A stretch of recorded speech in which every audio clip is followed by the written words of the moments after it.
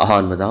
थांबाल सांगलेन speaker secretary एक्सएम बीरेन यावना मिफम पांगथोखरे सेंटर दिगे नवु लुसिंग मम खलकपदा अमत ओइना यानाख्रेब रिपोर्ट मयam तेंतंग थमजगे बीजेपी की थंबाल सांगलेन the party president A Sharda Devi ना शेयर लौदुरगा स्पीकर सेक्रेटरी हानगी मिनिस्टर एन बीरेन सिंगा यावना ngang party asigi legislature singi apunwa mifam mapang tokre state asida amuhana popular government ama lehna bigidama center digi party asigi anawo legislature lusing ama khalakpada amat oina yana ba purakre haina su media sing the report tawri Presna Ponga Pauki Likunamagi Matunginadi, Hai Bangara Nutil Pumanga Tabadu Waidi Tambal Sangli and the BJP legislature Singi, Oiba, Mipama Party Sigi State President Esada, the Viniciano Durapangokani, Havidi, BJP legislature Singayamana Mipamadur Seruyaki, BJP MLA Nipandi, Hai Mipamadur Seruyaki, and so Paum reportari.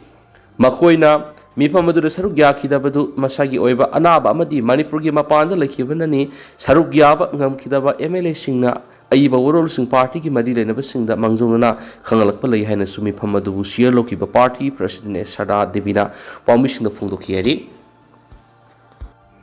Amarumdana President Rule Gi Makada Hingsagi Tautok Hantharagle do drug pub Gitabuk the Hengalakli to Sampur the miyoi Amakur 5.5 wrong to get about drug Kona Farihari. Says to February Taragundo the Manipur State Assembly animated suspension Tamnuna President Rule Tamlakiba Shida Manipur legislature sing Hingsaga Mari Lena Shivana Topagi Taudo Hanaga Yingna Rubada Sangyam Hantarakli. Other Lamda Mashida drug power case the no gimasing Hingalakli Hina Mari Lena authorities in Gemakedi Fondorakli. How Kibur say English Singa Kungo Humdogi me Humdagi Tolakiba Manipur crisis Asibu Lakshinduna Mausagi Punchita Hanzilanga Bigi Panamda law and order Nabigi Manipur police Assam rifles Samari Tuan paramilitary forces Kiana Soktavan Naidana Hinung till Anida Police Armory Tigi Lutokiba Kulais and recover Tonaba Operation Care left and Satari and Su Pawan Makatana Fondorakli. February Tara Hundui Hodun Lamdamasi to Tolakiba, President Rulasigi Manung Hingsaga Mari Lena, Mio Emma Lakitavagi Hokivagi, Hauzu Pawi or the Langaki official record lady. Masidana Hingsaga Mari Lena talk about how Toxinda, Aso Apanang Kibagi case Kungamapanoi. Panbayava de Manipur House Tokliba crisis Asida, Aso Apanga Mari Lena case, the Singamaga Satreka, Humdraga lady.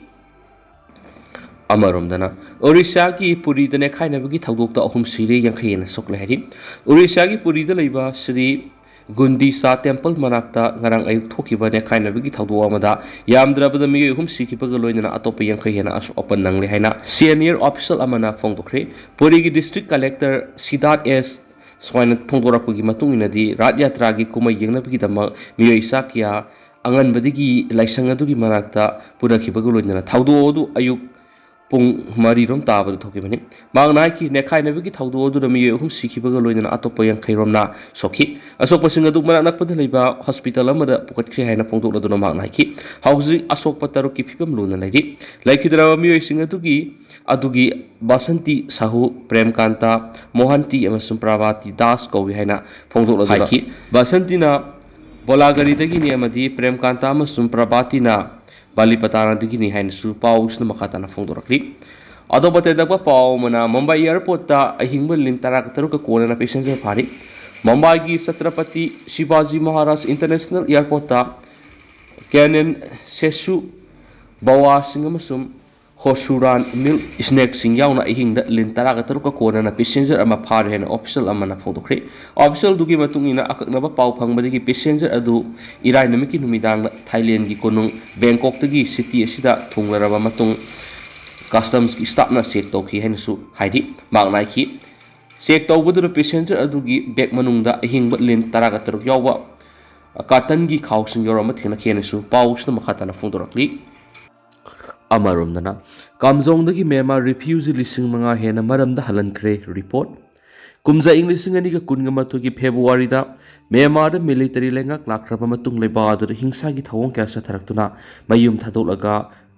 a borderland on the Manipurgi Kamzong discussions of Lodun Lerakiba, Mema listening Taret Longi Manunda, how Kivan Mikarani in Manunda, refused listening Manga Hena Memar Amuhalan Cray. Presna Pama Pagi Matungina Kamzong District Kasong Kulen Subdivision Gimanungsana, Ngam Kaiparingi Naknana Labor Kulsing Maruena, Namli, Wangli, Kensing, Ke Asang Kulen, Makan, Punram, Soro, Pilong, Paikok, Huimin Thana Sangkalok amasung Kangumda hangdokpa tongan relief campsingda Myanmar refugees asi changjapam lauduna lakhibani makhona relief campsingda lairingi matamda laingaki maikhaidigi sahi mangagi makhagi angangsing yaudana refugee lising taruki matakta biometric data lokre adubo yumthangnariba Myanmar lepakta hauju irangi phibam khara safarakpadagi haukiba numinini humni asida Myanmar refugee lising mangagi matakta halankre refugee lising ani ro makhatana lehuri hari Pausna Makataraduna comes on the citizens of Lauduna Lerakiba Myanmar refugee Nupi Nupa Yamana Housing Low Subigimata Moebana until the Myanmar the labor Makogi Kulsing the Sangduna Sangshin Low Subig Tabaxing Toraga Numidanga Makoi Makogi relief camps in the Halakun Lerapani Makoi Yamana Low Uduna Hingbalaba miyoi Ayambanadi Relief camps in the sons of Lauduna Laiba Myanmar refugees in the Indian authority make humanitarian ground identity card issue toki. Panmayabad English Samapan Yankaigamatu refugee convention at Ragana, English Samapan Gumfugotereki protocol da India sign town Taudragaso, miyoi minung si Yelaga Makoida Saktaxe Pidon Sangzapam Pirakibani, Makoida Sara Tanaba, Avaket. Tarpaulin ten yaw no magitangai padara polam sing panganduna lakpani hauji district administrator na Assam Rifles Manipur Police amasum ate agency ka kusam naraga lairiba phibam yamna kumni yengsili haina government gi officials na phongdorakli amaromdana kuki ga khuthokna bada laikidaba boisa gi ningsing thoram pangthokri kumza english ngani ga kunga humdoi gi me ahumdagi Manipur ra torakraba matung sahi dumaki jun kunga mapan Imphal West district ki Haraltel Kuki Kulai Piving a Kutung Bigi Doctor like Hidraba, Wakom Boisa, Elias Nil Kumar, and Subaning Sing Toram, Pangtokrik, Nongpok, Yoriel Bahibing told Pidunamiam, the Ikaikuna would travel like Hidraba, Martians Navy officer, Wakom Boisagi, Ningsing Toramadu, Kongpal, Lai Hidden the Liba, ISA Club National Club as Sangana Pangtoki, Toramadu Saruyaki Bamian, like Hidrabiki photo the lake to Ikaikuna Butki. Thauramadu Bogang Racing Makidigi, Lake Hidrapa Poisa Namasagi, Sinpam Pow Tadulaga Iram Damasi up and Saktum Ganabidama, Tawai Pava Tadokuna, Loki Bataudango, Nahona Sintaduna, Wapum Gatamki Amaramnana, Lamdam Sigi Nupi Sing, Imung Puna Bohona Bigimataka Levaki Taudang Sulauri Arke Taraksana, United Women's Development Organization. UWO Bisnupur District in Nauna Taupuna Bukala Taumi Sing was at Lobagi Taram Ama. Nasining Tokong the Liba, look a sick office the Pangtokre. Tauramada was a Def Manipurgi President Arge Taraksana, Harry Kongi Vice President Konkam Kiran, Desamgi President Sumorzid, Mayangbam,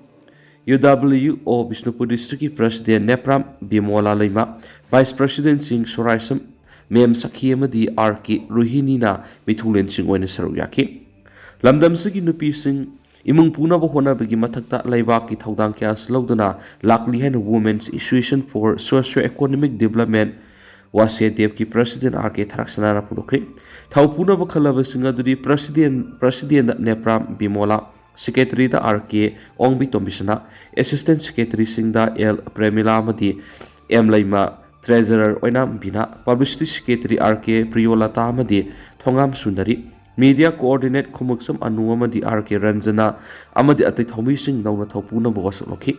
Loinana Wangang Loikayana Su Organization Si State Kitak the Leva Wakalon Mana Organization Singapore Seminaduna Leva Kitama Kunai Sikanana Batabukia Pekat Minasia Wapam Sing Fungdonaki was said that Manipurgi President RK Taraksana Fungdokibada Nupi Webising Imung Puna Bokona Vigimatak the Leva Kitaudankia Lodunaki Maramaduna Nupi Singi Taudang Amnasawi UWO Assistant Pishing the Gueva organization over Manipur at the organization Singumna, Labakueva, Taudang Lodun Laki, Makatana Suhina Pangal Kan organization or Tuna, Lavaki Torom Kia, the Taudang Yarakani Taze, Haikenesu, Paus the Makatana Funtoraki, although Tendanus from the Miamitams again. How's going to the Miam Paus, Matanga solutions are again as Makatavano, Bob dead Miampun and Minasena, Senel Siki Makidi, Mang Pun Makatana Tamzari, Makatabano Bob dead Miampun and Minasi.